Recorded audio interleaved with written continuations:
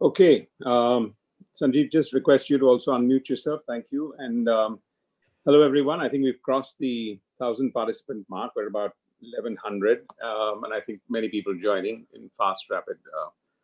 Obviously, it's a serious conversation, and I think many of you are going to draw a lot of insight into this. Sanjiv Mehta needs no introduction. Overall, he's been heading Hindustan Unilever since 2003 for the last 7 years, but of course has been a levers person for the longest period of time. When I was growing up, levers was this one entity where you felt they had mapped rural India and urban India in terms of distribution, knowledge, and consumer understanding better than the Indian government. I think today that holds even more true, just with the depth at which they penetrate. 18,000 employees is what Levers has. And I thought, therefore, it would be just appropriate for Sanjiv to share with us some of the thoughts of what's going on with many of you all working professionals and young people today. I've known Sanjiv for a fair period of time.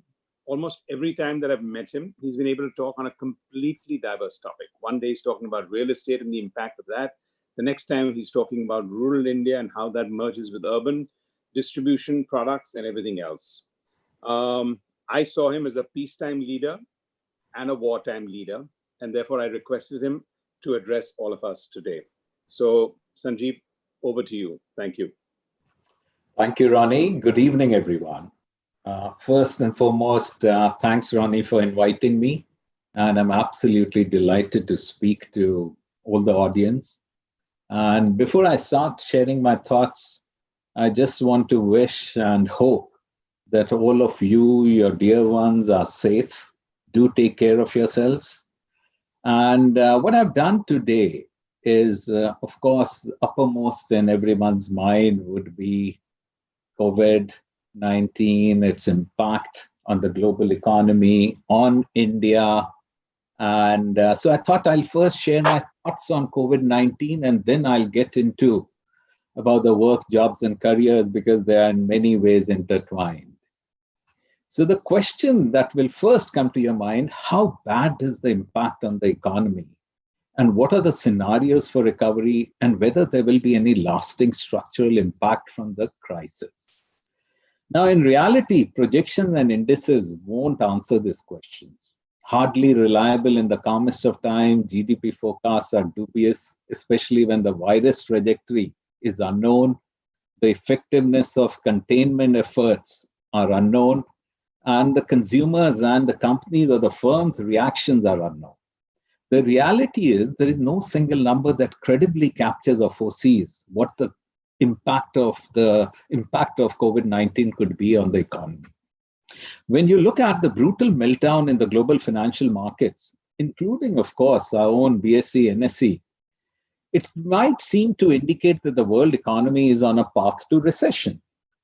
The recession risk is absolutely real, but let us not take it as a foregone conclusion. Second, while financial markets are a relevant recession indicator, history has often shown that bear markets do not necessarily lead to recessions. Now, the second question you might have is, what is going to be the impact in India? Of course, a lot will depend on to what extent can India contain the spread of the virus and bend the curve. The good news is that we have a large domestic economy and the dependence on exports is not very high. The risk, of course, is that the economy was weakening even before the crisis, and we could have comorbidity. India has to move the focus now from lives to lives and livelihoods. In fact, these are in many cases intertwined. The government should be applauded, and they have done a decisive job in closing the borders and locking down the country.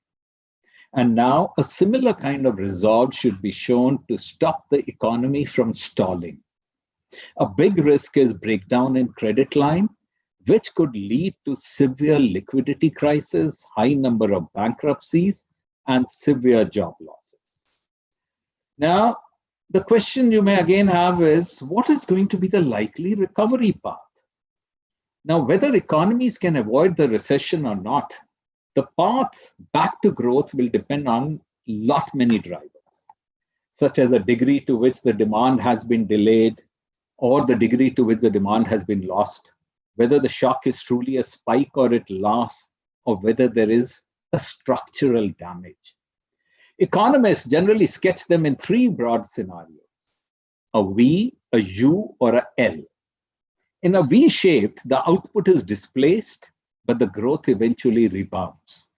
Though it may seem optimistic amid today's gloom, this is very plausible. In U shape, the shock persists, and while the initial growth path is resumed, there is some permanent damage from an output perspective. L shaped is ugly, causes significant structural damage, impacting the economy's supply side, the labor market, capital formation, and the productivity function. At this stage, it is difficult to imagine the scenario, even with pessimistic assumptions. But this is not something we should rule out. And as a country, we need to prepare for it. Hope that it doesn't happen. Hope that it's a V and not an L. But we should definitely prepare for it. If we look at empirical data from the prior shocks, including the epidemics such as the SARS, the Hong Kong flu in 68, the Asian flu in 58, the Spanish flu in 18, they were more like V-shaped. Yeah. So there is still, and I'm a born optimist, I would still hope that in a country like India, God is kind and we are able to bounce back. It doesn't happen in a L-shaped recession, but it is more like a V. Now, how does the impact manifest itself? There are three plausible transmission channels. First is it takes a knocking on the confidence, what I call as the wealth effect. Yeah, when you get a shock through the financial markets, your household wealth contracts, and then what the normal tendency is to start saving money, and that impacts the consumption. The second is when there is a direct hit to consumer confidence. When financial market performance and consumer confidence correlate strongly, then the consumer confidence drops sharply.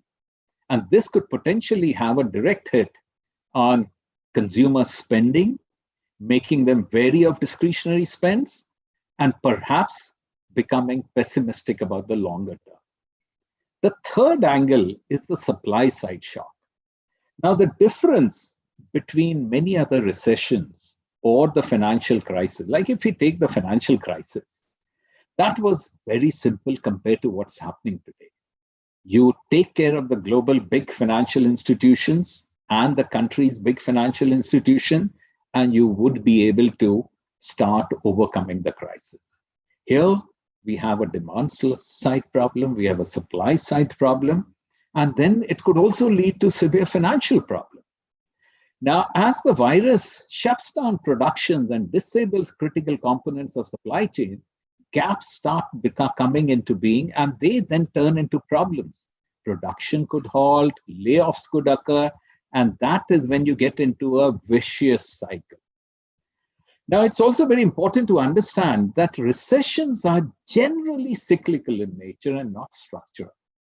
However, the boundary can be blurred. History also suggests that the global economy after a major crisis like COVID-19 will be different in a number of significant ways. First is, if you look at it from a lens of microeconomy, crisis can spur the adoption of new technologies and business models. The SARS outbreak in 2003 is often credited with the adoption of online shopping among Chinese consumers, which really resulted in Alibaba's rise. Yeah, this could have a similar impact in our own country. As schools have closed in many parts of the world, could e-delivery of education see a smart breakthrough? Digital efforts in Wuhan to contain the crisis via smartphone trackers, it did demonstrate a powerful new public health tool. The other is when you look at it from a macroeconomic perspective. Even before the crisis, the world was moving away from globalization. Will this even give further impetus to anti-globalization forces?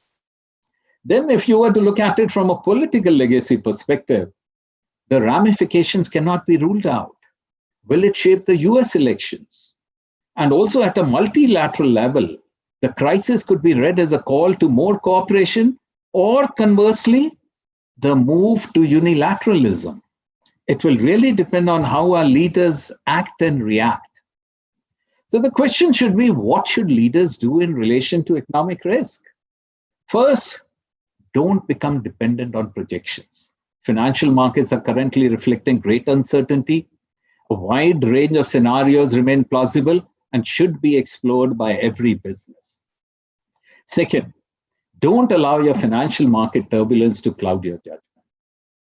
Third, focus on consumer confidence signals, trust your own instincts, and know how to leverage your business's data in calibrating insights.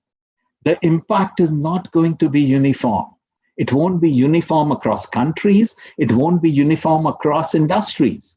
And the conclusion will have to be very specific to the kind of business you are in. Hope for the best, but prepare for the worst. Keep in mind that a V-shaped recovery is a plausible scenario, conceptually and empirically, but don't let that insight make you complacent. Start beginning to look beyond the crisis. What micro or macroeconomic or legacy will COVID-19 have? What are the opportunities or challenges that will arise that you can encash? Consider how you will address the post-crisis world. Can you be a part of a faster adoption of new technologies, new processes? Can you eventually find advantage in adversity for your company, for your clients, and your society? And in every big crisis, it is, of course, a test of leadership. There are different kinds of traits which will have to be demonstrated. First and foremost, keep calm. Retain your confidence. Relentlessly communicate with your people. Make them comfortable. Actively collaborate with your partners, with the community. Reach out to the communities. Unless we step out and unless we can make a difference to the context, we won't be playing a part. Be compassionate. And very importantly, focus on cash. These are the times when you go away from margin percentages to start looking at cash. Liquidity and cash is going to be the determinant of who survives and who does not survive. Now, let us now start looking at the future of work, the jobs and career.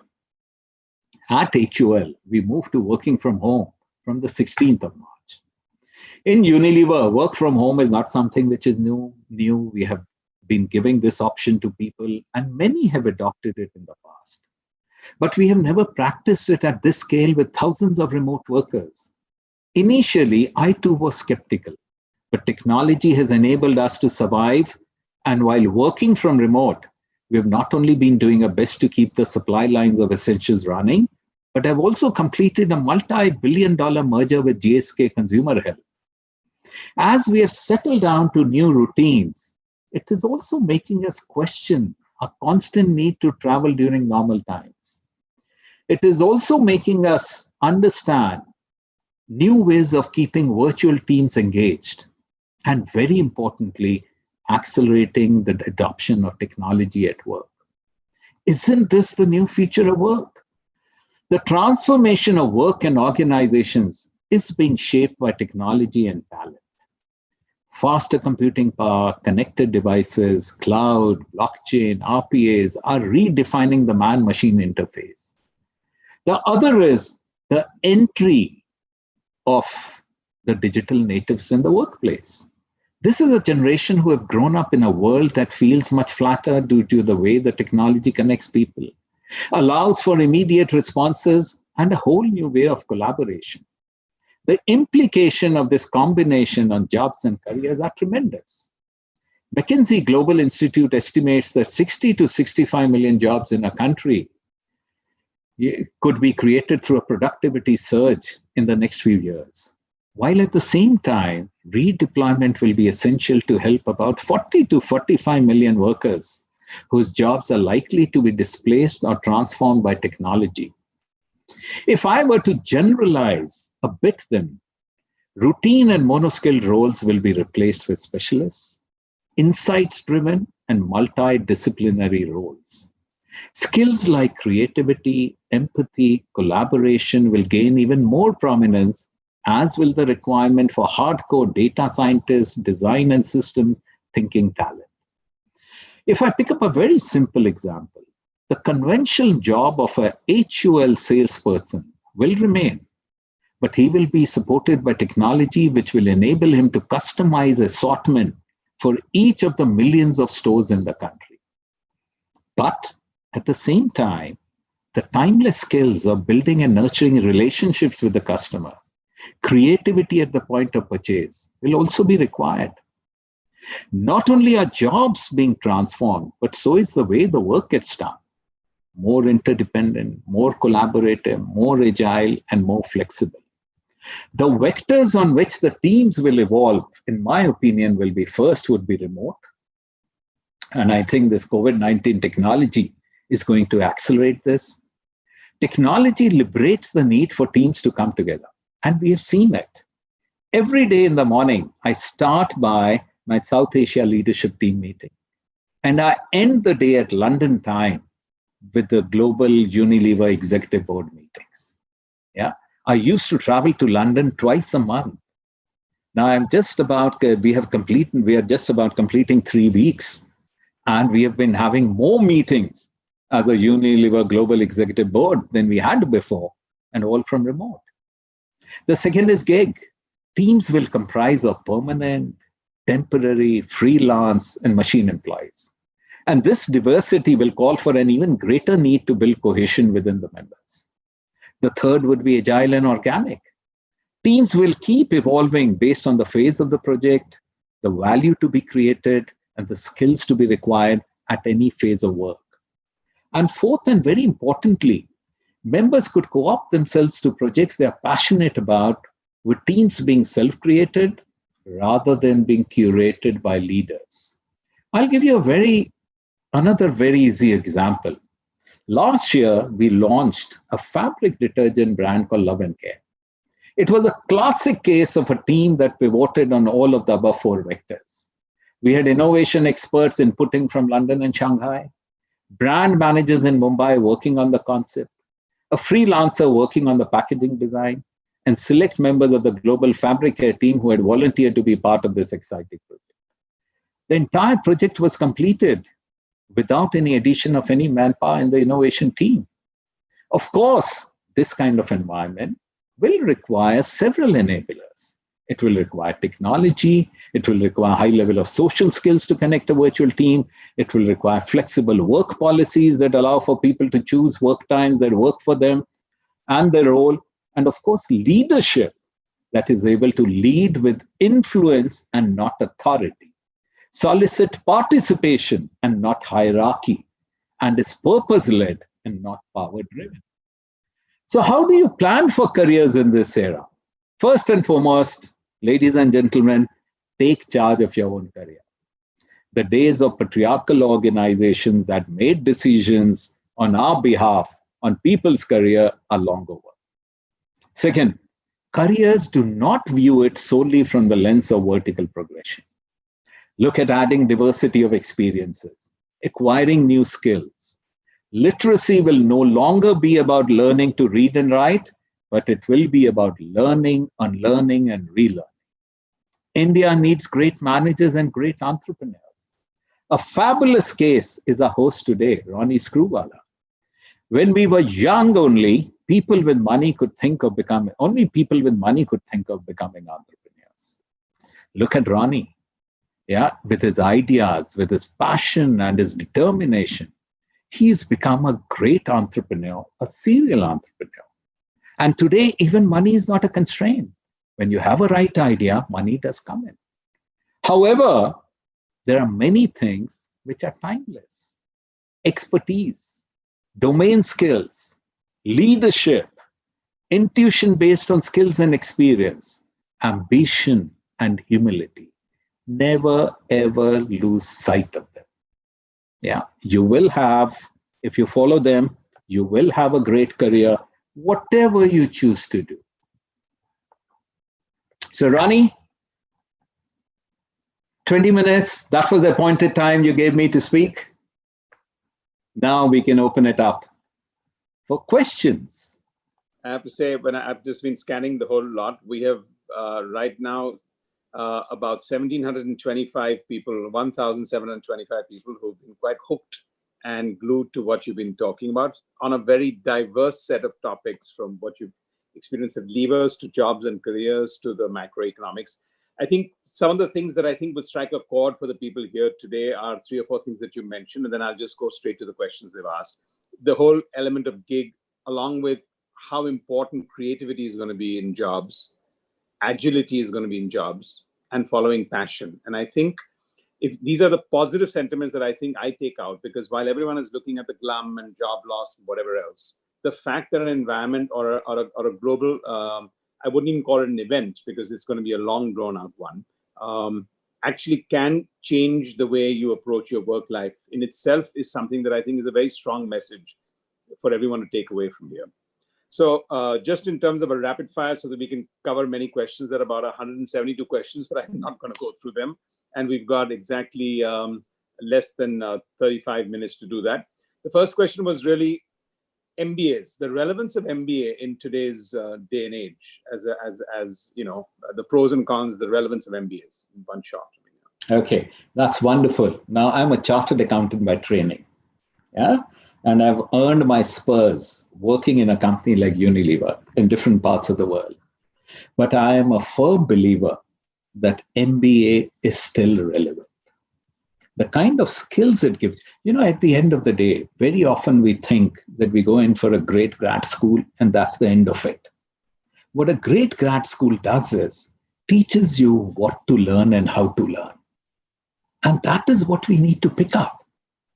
You know, I certainly don't allude to that without an MBA, you can't succeed. Of course you can succeed. But if you go to a good school, what will take you trial and error and many years to learn, you can pack it in 2 years. Yeah. So I would... Now more and more universities are going to go online with their MBA. Absolutely. Absolutely. I would certainly urge you. You know, I'm on the advisory board of Harvard Business School. I'm on the board of Indian School of Business. And I'm acutely conscious that each of these great schools have been investing a lot in becoming contemporary. Yeah. If you go to HBS, for instance, you're not going to learn case studies only about what happens in the US. Yes. Yeah, 1/3 of the cases are from the developing part of the world. And I think otherwise there's a lot of skepticism today that if I haven't got an offline degree, will my online degree be valued even by companies like yours? You know, now you might have a question in your mind, some of you, that, well, why does HUL then focus itself only a few certain schools? Why don't we go very wide and all? At the end of the day, resources are limited.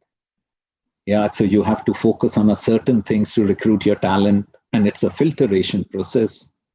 But even if you're a good student, and if it's not one of the top schools, but if you're sincere about learning, you could learn a lot and develop yourself. So don't go just for the brand, go for learning. Sorry, I'm just going to go a little quickly. Relevant in FMCG and overall as a sales job, I think the question is, it's always about numbers and about push and sales. Do you see a role where artificial intelligence, machine learning, and creativity can come into the sales job? Massive. You know, the amount of investments we have done to bring in technology into the sales function. And that's what I was alluding to when I was talking about it. Just think of it.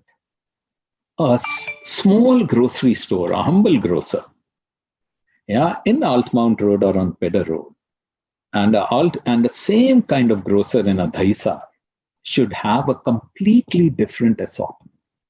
It should be based on the kind of consumers and shoppers which live in the vicinity, their purchasing power, their behaviors. And today, machine learning and AI allows you to do that. Yeah, as HUL, we cover millions of stores. But I have a very clear vision that in another couple of years, each of these million stores will have an assortment just made for them. And that is where machine learning comes in. That's where AI comes in. Yeah. So there's an entire element of creative thinking. Otherwise, everyone looks at sales at a very different perspective. I'll give you another thing, my take on sales. Yeah, I worked in sales for 3 years. And that is when I saw how a product gets converted to cash. That is where the rubber hits the road. That is where if there is a 2 rupee difference on a case, the stock will flow from Mumbai to Delhi. Yeah, I would still urge everyone that if you get an opportunity, please do work in sales. It hones your leadership skills and it makes you understand the fundamentals of business. Okay, I'm going to move to if there were 1 or 2 change in consumer trends that you would think will happen in the post-COVID world, because the world is going to change, things are going to change. What do you think are the 1 or 2 things that as consumer behaviors will? For the last couple of months since the outbreak in China, we have been monitoring the trends, the behaviors very closely. Now it's going to manifest in many different ways. Yeah, first is, of course, that in the near term, there is going to be a change of behavior. People won't be going out. They won't be celebrating in big groups. Pubs, restaurants, etc. won't happen. So there'll be more about dining in. Yeah. But also, for instance, your habits, your hygiene habits, that's going to have a big shift. People will become much more conscious. Even when our country starts opening up, it is not going to be a scenario like before. For many months, there will be even government-imposed restrictions. Work your factory with half the number of people, for instance, or your offices with half the number of people. You can't have office canteens where people are sitting like what it used to be earlier. It will all be spaced out, because this is not something which will get over very quickly. You will have to be on your toes for a pretty long period of time. So there will be definitely, and depending on the kind of economic crisis, the kind of recession that we will have, the kind of toll it will take on the country, it will also impact people's attitude towards spending. Yeah. So yeah, discretionary spends. Sanjiv, switching track. Yeah. A couple of questions that I'm summarizing some of them. Yeah. What is your advice to senior managers, people who have another 20 years left in their careers and in their working life? Yeah. And they're not in the midlife crisis kind of situation. Yeah. What are your words of advice to them? First is become a learner yourself. Yeah. And it's very important for each one of us, if we don't want to be fossilized, to invest in learning, to reinventing yourself. If we don't reinvent an organization, the longevity goes away. Similarly, when I talk about the career, don't be worried about technology. Yeah, you need to have the passion, you need to have the enthusiasm, and keep investing in yourself and keep developing yourself. For many years, I have been going through reverse mentoring. I have sleek guys, tech-savvy guys who help me. But at the same time, I invest significant amount of money and my resources in learning technology. That's the only way. Otherwise, we won't be able to lead, we won't be able to work, because the impact is going to be across industries. I think you elucidated very well your day in a work for home environment. But I think as some of the questions that have come in is, not all of us have the luxury of talking to Southeast Asia in the morning and London in the evening. But how, as normal working professionals, do we make work for home, which seems to be a long-term thing, more efficient with a little less distraction? Yeah. And especially since most of us live in slightly more smaller homes and enjoy family. Absolutely. First is, like everything good in life, you need to have a certain discipline about it. So one of the things what we have done as a company is told people that the virtual meetings should be held only within a certain bracket. It's not that some bloke will get up at 7 in the morning and say, I need to have my meeting. Other guy will say, I'm a late sleeper, so I'll have the meeting at 10:30 now. Bring about a discipline within, because one has to understand that not everyone is going to have help at home. Yeah, so you will have to, work on domestic chores, on cooking, cleaning, Yeah, your kids will be there. You have to look after them. So one has to bring about a certain discipline about it. And then there should be a certain cadence and rhythm. Yeah, what I have done is that many of my meetings, which are regular in nature, are fixed at a certain time of the day. So everyone knows it and it all adds up. So what my board members do is early in the morning, and my South Asia country chairpersons do is they have the meetings early in the morning. They get what is happening on the ground. So when we meet, it's a very focused discussions. Yeah, we focus on a few areas now. Ronnie, we don't go into a lot of areas. First is the safety and health of our people. Yeah. Second is we look at the supply lines. Third is we look at demand. How is the consumer behavior changing? What's happening to the demand? Fourth is we focus on liquidity and cash. And the fifth is we look at community. These are the 5 big areas that we focus on. Yeah. So everyone knows that this is going to be, and many of the things, nice to do, etc. Drop it for the moment. These are not the moments to focus on them. So a very pointed question is, there is a concern, obviously, that everyone who's in a working profession, that organizations now will focus more and more on profitability versus compassion, and will be more a rhetoric. Small organizations, medium organizations, different challenges. Yeah. Your sort of view on over the next 2 years, is that going to, everyone says employee first, shareholder next, customer. So one has to really break up, also depending on the size of the organization, the health of the organization. Is if I look at small and medium enterprise who do not have much resources at their disposal, for them, the most important thing is going to be focus on cash and liquidity. You don't want to go bankrupt. Yeah. So if you want to organize a line of credit, do it now. If you want to reduce your certain exposures, do it now. This is a moment for you to focus and ensure that you keep running your business and you have enough liquidity to do that. So that's foremost. Yeah. Now think of it, even a large enterprise where there's going to be supply constraints. There is going to be demand challenges. Again, your first and foremost job is to ensure the sustainability of your enterprise. If your enterprise does not survive, you won't be able to look after your people and your community. So first focus on that. What will you do to ensure the long-term health of the business?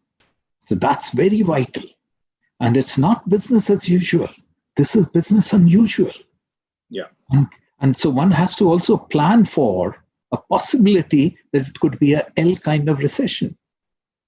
Yeah. So plan for that. But also we have to remember that as a business, we are a part of society. We are not an appendage to a society. We are an integral part of the society. If the society and the country does not survive, our business won't survive. So connected to that, actually, Sanjiv, was another linked question, which is a lot of our people are from the IT sector and industry. And just your view on, as the West slows down, will that bring enough pressure on the IT companies here? Will we see some serious slowdown on that? And what should working professionals do to really reinforce them? I have a very different take on this. Mm-hmm. I believe that this could be another Y2K kind of opportunity for India. During this tough times, if Indian IT is able to ensure that the service they provide to the global customers goes uninterrupted and remains of a very high level, the credibility of Indian IT will move to a new level altogether. We have always been talking about these are the moments you get when you also move up the value chain. Yeah. So there should be part of the IT teams focusing on how do you upgrade to a higher order in the value chain. The other is to be absolutely relentless in ensuring flawless service. If we do that, the credibility of Indian IT would move to a new level altogether. I think this is a great moment for us. But also, there is an onus on the country to ensure that power supply doesn't get interrupted. People are allowed to work. where they need to go to office, requisite passes should be issued. Because here you're not just talking about servicing the country. Indian IT serves the globe.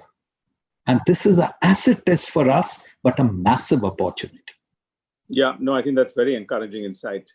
Some of them want to just have your sort of headline insight on what the government would need to do to improve the economy and really. Absolutely. I'm also part of the presidium of FICCI. So one has been also trying to work with the government a lot, is not only to ensure that give inputs to how the supply lines keep running, but also very importantly, the government, what they need to do. Yeah. Now, I'll give you a few ideas what I believe the government ought to do, because it's something that they will have to necessarily do. Yeah. If I look at rural areas, there are a few things we will definitely have to do, because rural is going to get even under more stress as the migrant workers come back. Yeah, the alternate incomes that they have will dry up, and there will be more stress on already a scenario in rural India where the wage rates were very low. Yeah. So one is the direct transfer of money. And the other thing the government also has to see is those people who do not have Jan Dhan accounts, how do you provide them money? The second is our FCI godowns have got about 70 million tons of food. Yeah, and what they normally require, I would believe, is about 20 to 25 million tons. Use this to ensure no one in India goes hungry. That's the second very important bit. Third is, if we can practice the discipline of social distancing, yeah, then the Manrega should be reactivated to keep the people gainfully engaged in rural India. Fourth, and very important, we are getting into the harvest season. Yeah. And this is a time when, whether it's a harvester, when it is the workers, whether it is supply lines to the mandis and the cities, that should not get interrupted. So that's very important for the government to ensure as rural India. As far as urban India is concerned, we have to protect our small and micro enterprises. Yeah, whether it is deferring their loans or the government absorbing the interest rates. There could be different ways of doing it, but important that you provide the funds so that there is enough liquidity in the system. And even during stressful times, when the demand goes down, our enterprises are able to survive. Because livelihoods are linked to it. And India is a country where 90% of the people are in the so-called informal sector. Yeah. So we have to ensure whether it is extending the Mudra schemes. Similarly, for large enterprises, the government would have to come up with a scheme which allows them to function, which has enough liquidity in the system. They don't go bankrupt, and the wheels of the economy start functioning again.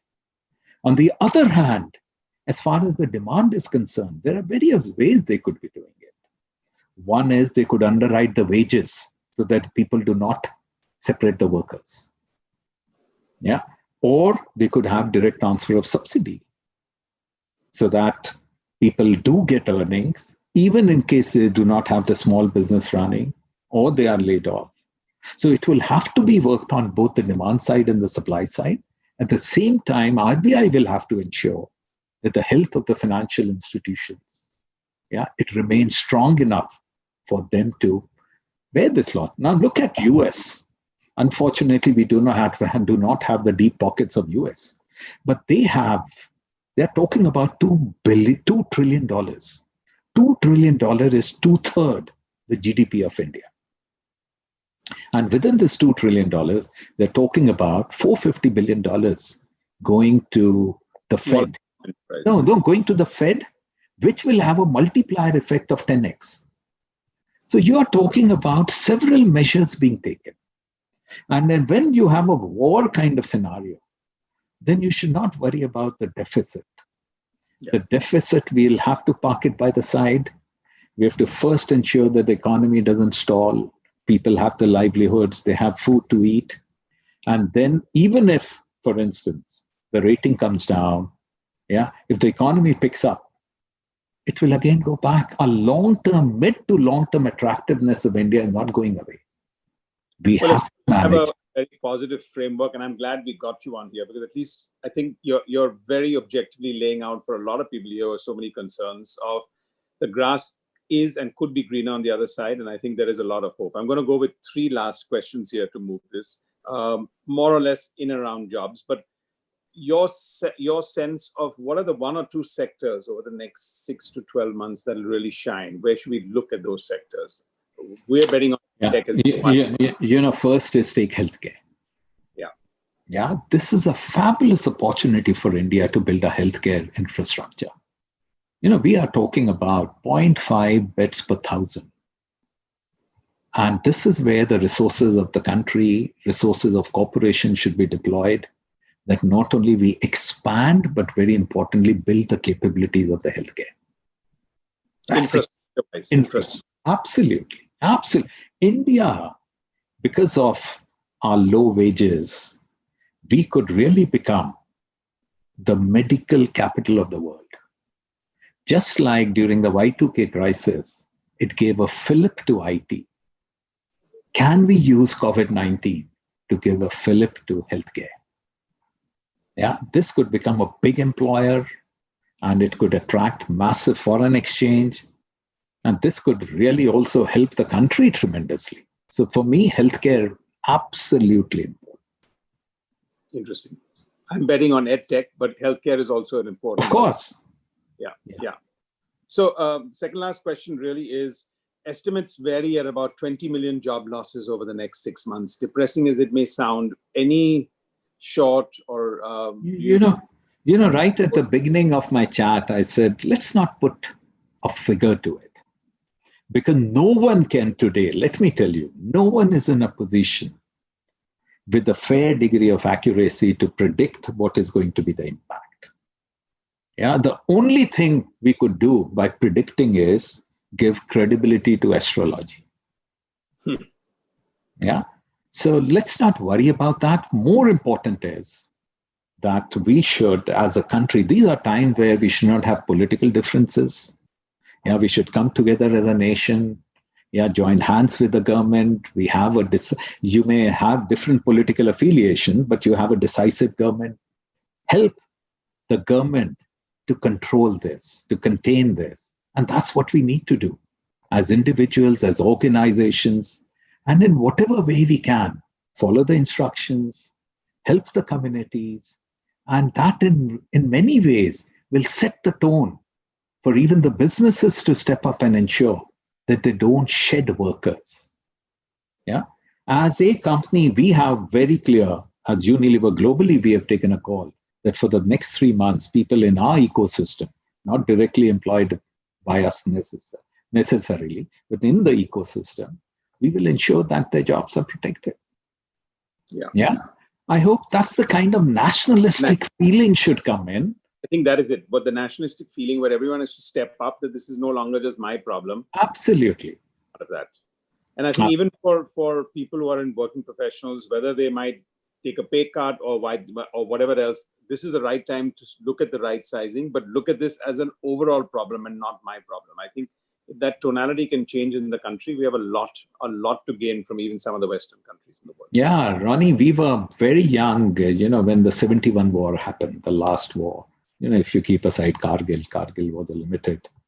And I still remember the kind of nationalistic fervor that used to come in. Yeah. We need to bring in a similar kind of fervor in the country. Helping your neighbor, helping your community, putting nation first. And if we all come together, I think India will come out much stronger. Just look at it from another lens. Most of the companies who were dependent on China for their supply chain are definitely not going to put all eggs in one basket. Absolutely. That's going to change. That world order is changing. That world order will change. And could India be the beneficiary? If India is able to survive, our stature amongst the community of nations will go up. Our economy will gain strength. And China's loss could very well be India's gain if we play things well. Yeah. And just the last question also to end on a positive note, though I think you've spread a fair amount of positivity, is you have such a global perspective. And do you believe that the present developments that are happening in China, where they're actually coming back to work, do you think that's a ray of hope for us to look at it, or you think they can set themselves back? From whatever I know about even a China business, we have a big operation that's Unilever in China. The business has bounced back. Yeah, people are going. Yeah, business has bounced back to near normalcy. So you believe that's a good trend to pick up, that if you can have a very focused level of containment, things could improve. Absolutely. And that is the reason why when the government says, guys, stay at home, please stay at home. Yeah. Because our healthcare system is not equipped to, if this were to really become a pandemic, our healthcare system is not equipped to take care of the kind of load that will happen. Yeah. But if we can, I know it is painful, but if we can survive this, if we can bend the curve and reduce the number of incidents and spread it out over a longer period, then India will be able to survive and India will be able to do well. Sanjiv, thank you so much. I think that's a lot of positive messaging. I think today's young working professionals everywhere just need many of us to spread that word. Thank you for giving a very wide perspective also. Really appreciate it. And thank you for being with us today. Thank you, Ronnie. It's a real pleasure. My last message to everyone on the call, guys, look after yourself, stay safe, look after your parents, look after your neighbors, and India will come out strong. Thank you. You. Thanks. Take care. Bye.